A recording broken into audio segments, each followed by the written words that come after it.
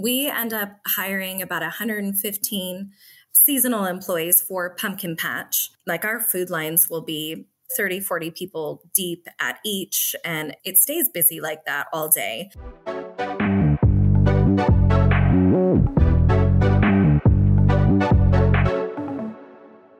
Welcome to How I Built My Small Business.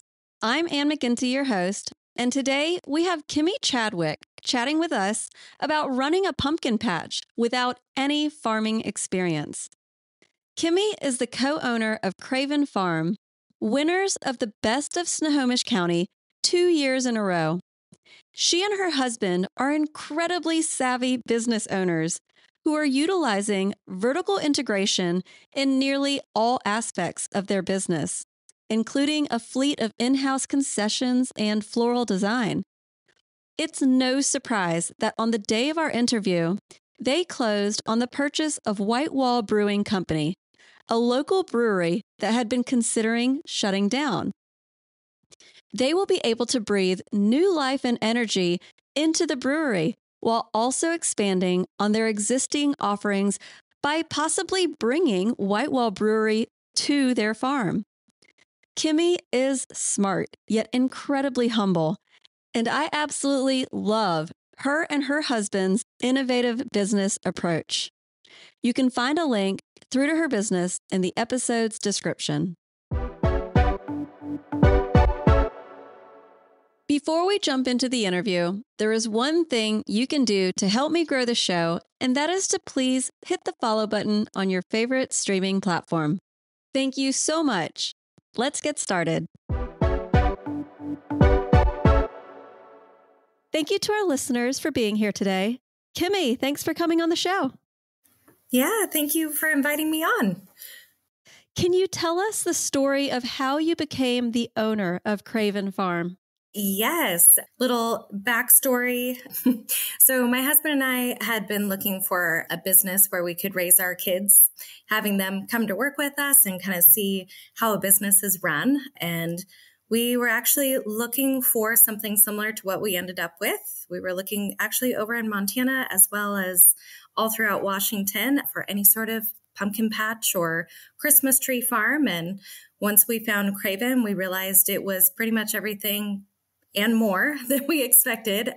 Yeah, so we started the interview process with the previous owners and found out how they started evolving CRAVEN Farm into what it is today. So CRAVEN Farm is actually the original pumpkin patch of Snohomish, Washington. And they started in 1983. And they have developed quite the following and quite the community. We actually have people that have been coming since the 1980s that come year after year to the pumpkin patch to join us. And over the years, the CRAVENs were really good about slowly developing things, and they added weddings in the late 90s. Just the more we learned, the more excited we got and realized what a value to the community it was and how excited people were to come to CRAVEN and experience all that it is. And we're like, wow, we would really love to continue all those traditions on for this community and just make sure that it keeps going. Where did you even look for a family farm business? Yeah, my husband, he is always looking at new business opportunities and always looking at businesses for sale. So that's just something he's really passionate about looking into and learning about. We both have backgrounds separately in starting businesses or helping other ones to grow. So yeah, that was just something he always did, was just look online at any platform that would tell us if a business was for sale.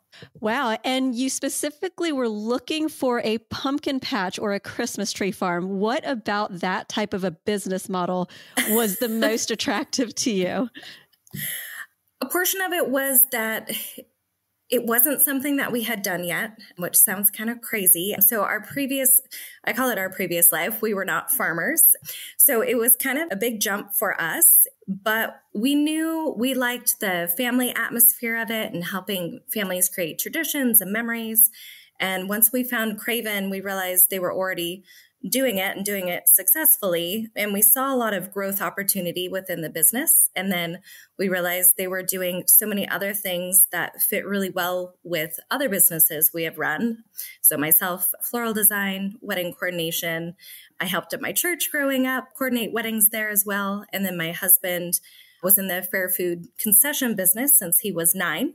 So we've got a pretty wide variety of things that we've done in our background. And my husband's been in management and had a director position for a local aerospace company, designing aerospace tooling and managing quite a few different offices. So the background for both of us is pretty varied. That is very diverse and so niche too. I mean, I'm so curious to ask you more about those at another time. Sure, no problem. So what was it like running the business once the reins were handed over, considering you didn't have a background in farming at all? I would say exciting, but also intimidating. So we were coming into an industry where there are actually 6 other farms within miles of us that all do the same thing. So we're very fortunate that in this area, the community is already built up very strong. They're very connected with each other. So all the farmers were already supporting each other, even though we could be considered direct competition, but we all have our own unique personality about the farm. So it draws different people out. And so those intimidating parts, they became less intimidating because we had a strong community that really just took us under their wings. And my husband's able to talk with multiple farmers every week and just get the help that we need and the support and encouragement. And you just learned on the go. Yep. You mentioned that you noticed growth opportunity at the farm before you acquired it. Yeah. What changes have you made to the operations then since you took over? Great question. So when we first acquired the farm, we were already running pumpkin patch every year and then weddings. So we're also a wedding venue and we run weddings May through the end of August. My husband and I absolutely love Christmas, so we added a Christmas festival. We don't currently grow our own trees. That's a future thought. So we bring in fresh cut trees. We do a Santa breakfast. We keep a fire going the whole time and open up a little gift shop and espresso. And then we've got a light display. We bring choirs in. So we do a lot around Christmas time, really just trying to create a fun atmosphere for families. We've done that for 2 years. And when people think of Christmas around here, they're usually thinking of so many other wonderful things that are going on that it hasn't built up a lot yet. But for a Santa breakfast, we've sold out for both of those. And we added a new story time with Santa, and that one sold out as well. And then as far as crowd size goes, pumpkin patch is our big one. So during the weekdays, like Mondays through Fridays, we can see around 1,000 people. And then during our busiest weekends, we can get up to 8,000 for that Saturday and Sunday. Wow, it's like a little miniature city. You're right. It kind of feels that way. What kind of attractions do you set up to draw people in for your pumpkin patch? Great question. It is a long list. So Brian and I added fire pits and more food concession stands, kind of going back to his other business. So we do a lot of the fair staples like cheese curds, corn dogs, funnel cakes. We are also doing farm fresh donuts, an espresso stand, pulled pork sandwiches, roasted corn, a lot of other foods as well. And then we also have animals year round now. And those are basically for pumpkin patch. So people can come experience animals that live on a farm. That's been really fun. Neither of us have ever owned farm animals. We have apple cannons, a multi-acre corn maze. There's actually 3 different corn mazes. They're all themed after Alice in Pumpkin Land is what we call it. And so we've got these cute paintings that I'm pretty sure I've been here since the 80s. So we set those up every year. Now we're starting to go chapter by chapter as a theme every year and set up the maze to have a really neat pattern that goes with the chapter when you view it from above. We've got a kids adventure maze. We do field trips, apple cannons, apple slingers. We just started axe throwing last year. We have a cow train, a wagon ride, and actually I know I didn't hit on everything. So there's a ton to do here and a ton for any age group, really. Are these concessions and different attractions all third-party vendors? No, actually, we do all of it. Wow. Yeah, it is quite the undertaking. We end up hiring about 115 seasonal employees for Pumpkin Patch. And then year round, we drop down to about 4. Oh my gosh. I ran a seasonal business as well, so I know how challenging that can be. Yes. To increase your team for a very short period of time. Yes. How do you find 115 employees to come and work for, what is it, 6 weeks? Yeah, it's about 6 weeks. Some years it can be more challenging than others. We hire as young as 14, and then I always joke like we'll go up to 94. So what I love about the business is that there's really a spot for every kind of personality and every age you could ever think of. And so it's a really neat dynamic, even just being on the team at our farm. So the majority of our employees are somewhere between 14 and 17. The hardest ones to hire are the adults. So I'm looking for ways to try to reach out to adults that can work for that short period of time and can be excited about it, passionate about it, and help us wrangle all of those teenagers because it's a lot. It sounds like it. Can you give us an idea of the size of the attraction? So how many acres are people roaming through? That is a wonderful question. To be honest, I'm really bad with measurements, so we'll take this with a grain of salt.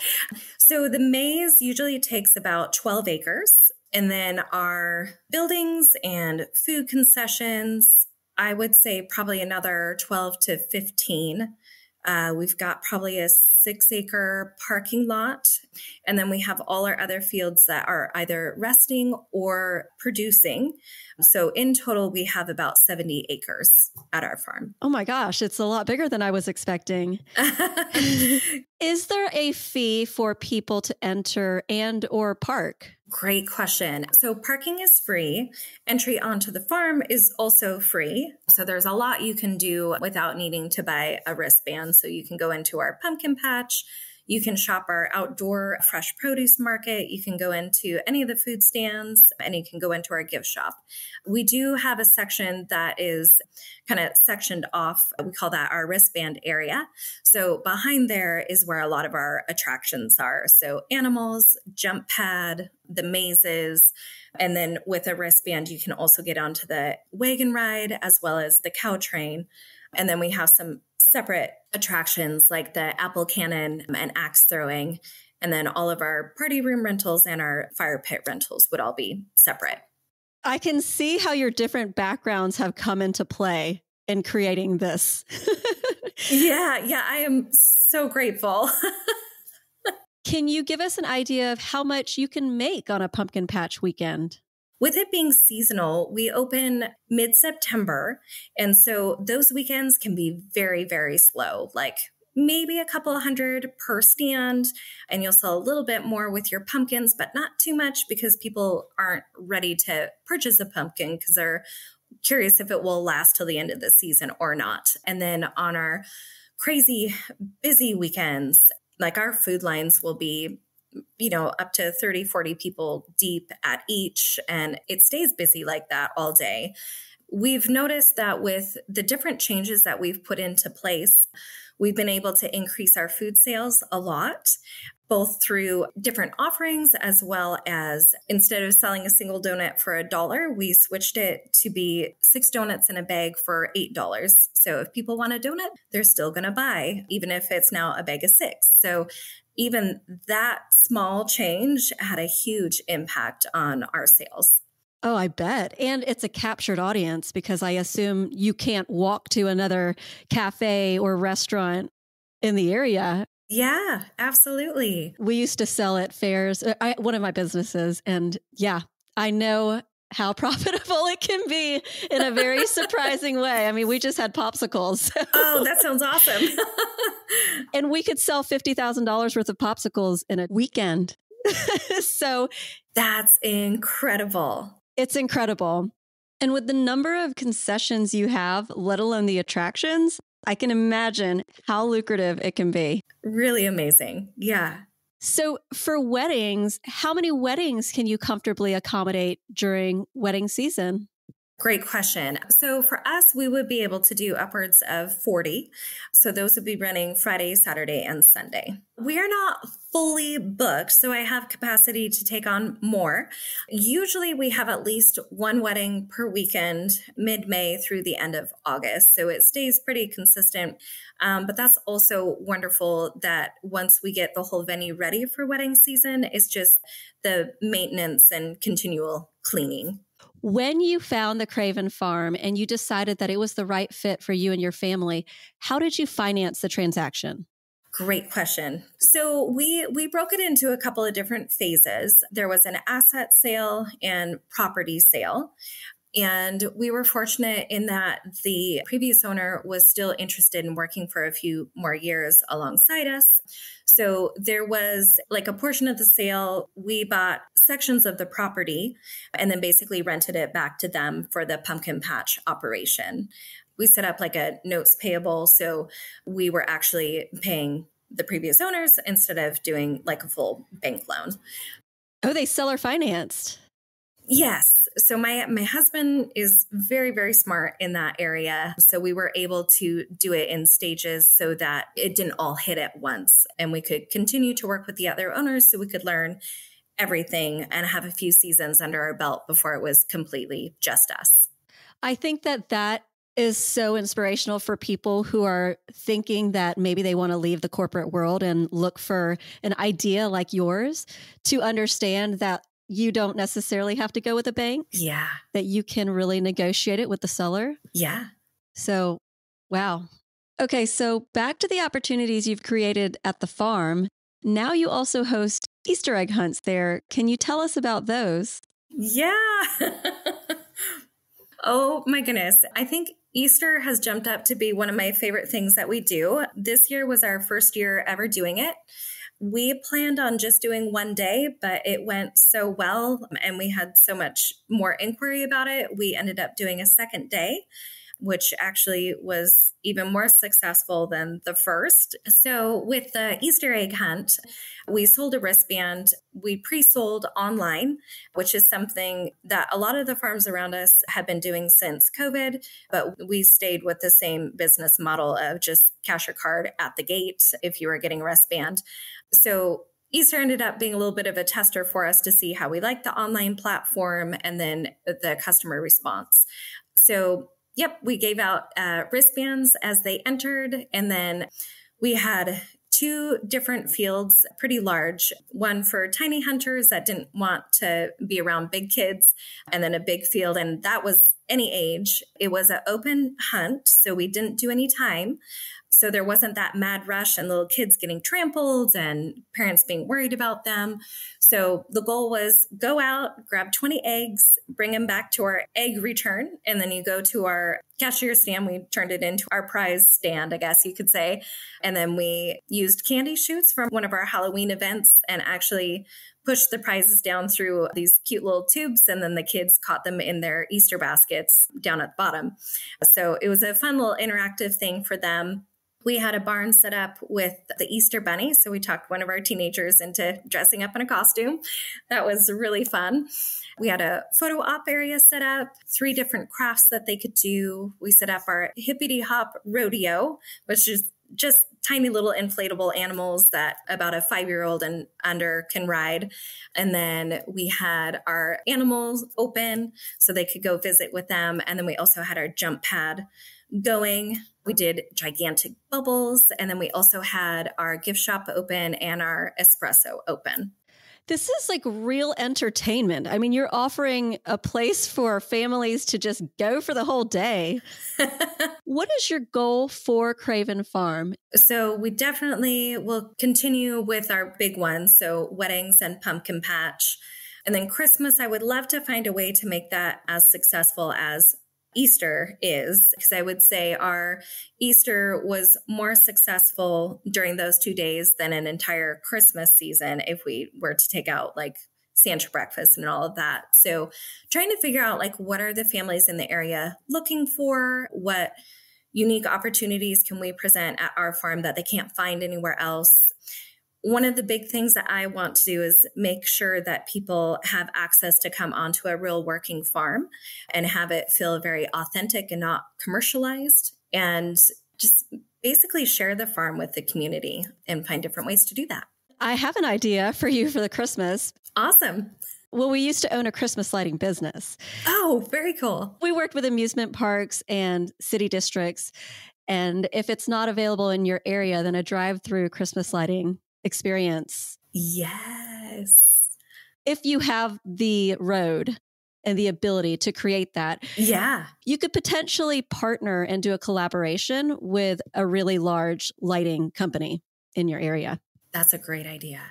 Yes. Yeah. Just an idea. Oh, I love that. Well, and I love the idea of partnering. One of the big challenges we have with things being so seasonal is the setup time is a lot, and then the tear down of the last season and then rolling into the next. It takes a lot of time and effort. And sometimes it feels like we don't have enough time to get like all the Christmas lights up that we would like to. What we did for the amusement parks is we actually installed in August and we kept everything off. Oh. So we just installed, we lay everything out and then kept it off. And then when Halloween came down, because they also had giant Halloween displays and haunted houses and things like that. Yeah. As soon as that came down, the next week, it was Christmas. So it's doable. Oh my gosh. That's awesome. I love that. So what have been the biggest challenges that you've faced as a business owner? Oh my goodness. Probably taking on too much too quickly and just not knowing how to manage my time effectively when I'm wearing what feels like every hat in the business, at least every one that my husband's not already wearing. That's been a big challenge. As business owners, we have to do everything until we can find the right employee to help take the hat away from us, essentially. How do you manage running this business while also running a family? To be completely honest, I don't feel like I have a good system in place. I feel like I try new things here and there, but by the time that works out, family dynamics change as far as like we're in school. Okay, now we're in the summer or we're on Christmas break, or like we're changing seasons in the business.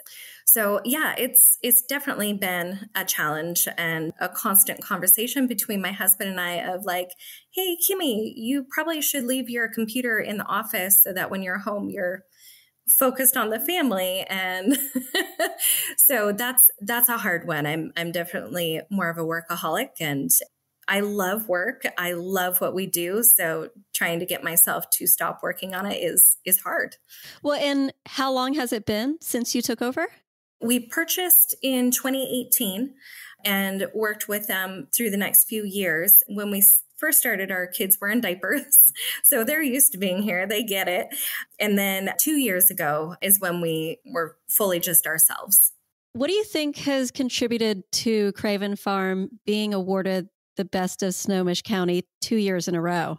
Oh my goodness. It goes back to the community and just the traditions that the CRAVENs were able to start, and people just continually coming back year after year. They even get pictures of their kids in our entry wall, which is all filled with pumpkins. And so you get to see the kids growing from, like baby all the way up to like 18-year-olds. And I even have couples that come in to tour for weddings, and they end up realizing they came here as kids for field trips.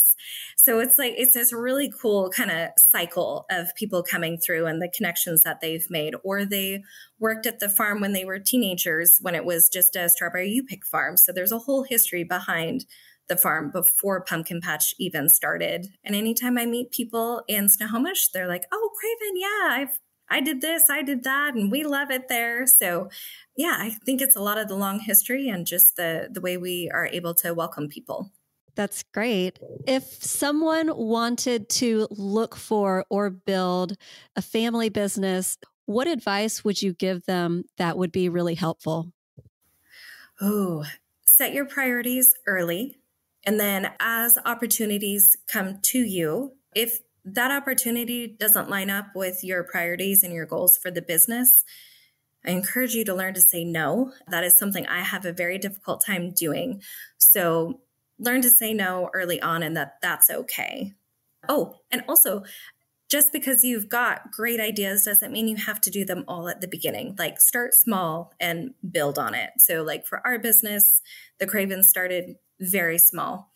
And then they just gradually added year after year a couple of things. And Brian and I, we've always got about 1.5 million ideas. So some years we take on too much and wish that we hadn't, but we keep going forward and try to do better the next year. Yeah, that's what we can all hope to do, is little incremental improvements. If you could go back and talk to yourself when you were in your early 20s, what advice would you give yourself? Oh, there's a lot. Take care of yourself first, because if you keep pushing and not taking care of yourself individually, you can't show up well to work and you're not going to be as successful. And learn some time management skills. That would be really good. It's still a struggle for me. I'm starting to ask for help and guidance in that area. So yeah, hopefully someday we'll find something. I always have my fingers in everything. So if I could figure out how to delegate, I think that would help with time management for sure. And if your kids were sitting next to you one day in like 10 years or something, they're just like, hey, Mom, how'd you do this? What can I do so that I can do what you did?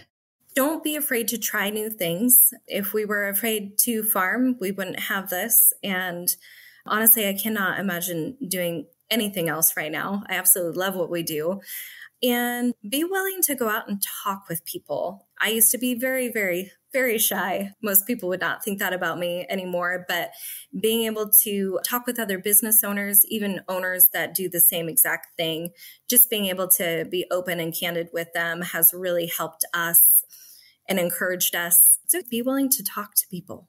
Thank you so much for taking the time to come and chat with us. Thank you for having me. Today's key takeaways. Leverage your previous experience. Kimi and Brian Chadwick transitioned from a successful concessions business in Montana to running CRAVEN Farm, integrating their prior experience seamlessly. Seek opportunities. Regularly browse business sale platforms for established businesses with growth potential. Conduct thorough due diligence and remember Jacques Spitzer's advice: people who are looking are more likely to find what they are looking for. If you haven't yet listened to his episode, it's about 12 episodes back and has been a listener favorite. Embrace challenges. You don't need to have all the knowledge up front. Be open to learning and adapting as you go. Rethink competition. Similar businesses don't have to be seen as competitors. They can provide valuable collaboration opportunities. Vertical integration is an incredible approach to business. Brainstorm ways to add elements of vertical integration into your business to enhance offerings and boost profitability. What can you add to offer more of what your community wants? Small changes can have big impact. The CRAVENs were selling a single donut for $1, and they now sell 6 donuts for $8, which doesn't sound like a significantly higher amount, but when you have thousands of customers every day, that can really add up. Explore the option of seller financing, where the owners lease back the space and continue operating while you learn the ropes over a series of years so that there is a gradual and mutually beneficial handoff. The best business transactions are the ones where the sellers and the buyers are on the same team. Set your priorities early and learn to say no when opportunities don't align with your priorities and goals. Start small and grow gradually. Implement new ideas gradually rather than all at once to manage growth effectively. Take care of yourself first, because if you don't take care of yourself individually, then you won't be able to show up well at work and for your team. develop strong time management and delegation skills. Don't be afraid to try new things. And lastly, be willing to talk with people and learn from other people. Whether that is other business owners or friends, be open and candid and make it more about community over competition. That's it for today. I release episodes once a week, so come back and check it out. Have a great day.